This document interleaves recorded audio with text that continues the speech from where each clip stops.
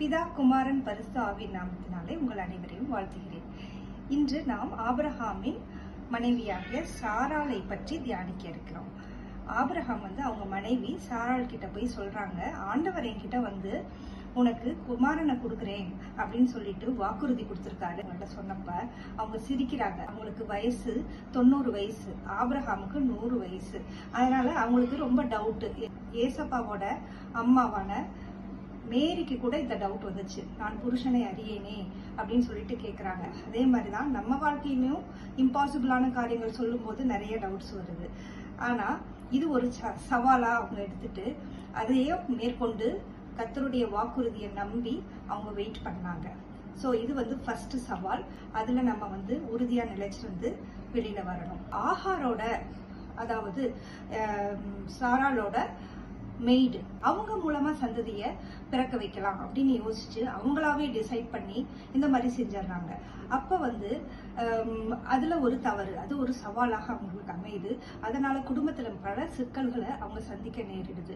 அது பாத்தீங்கன்னா, அதனால நம்மளோட டெசிஷன் நம்ம எடுக்காம கடவுளோட கையில நம்மளோட டெசிஷனை கொடுக்கும் போதுதான் கர்த்தருடைய வாக்குறுதியை நம்ம நம்பி நிறைத்திருக்கதா இருக்கும். அது 2வது சவால். 3வது சவால் பாத்தீங்கன்னா, அவங்க இன்ஃப்ளூயன்ஸ் பண்றாங்க அவங்க ஹஸ்பண்ட் மேல. அவங்களோட டெசிஷனை கொண்டு போய் திணிக்கிறாங்க.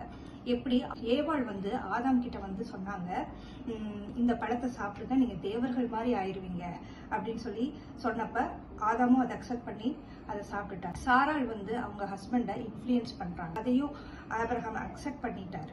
அதே மாதிரி நம்மளோட இன்ஃப்ளூயன்ஸ் நம்ம ஹஸ்பண்ட் கிட்டயோ நம்ம வேலை செய்யற இடங்கள்கிட்டயோ எப்படி இருக்குது, நம்ம சொல்லும் செயலும் மற்றவங்களை எப்படி பாதிக்குது, அதை நம்ம வாழ்க்கையில பாடமா எடுத்துக்கணும்.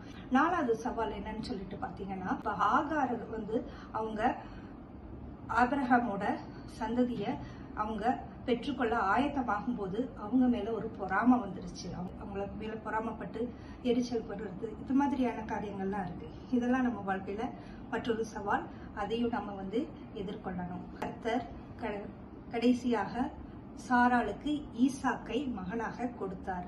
வாக்கு பண்ணினவர் மாறிடார், வாக்கு தத்தம் நிறைவேற்றுவார்.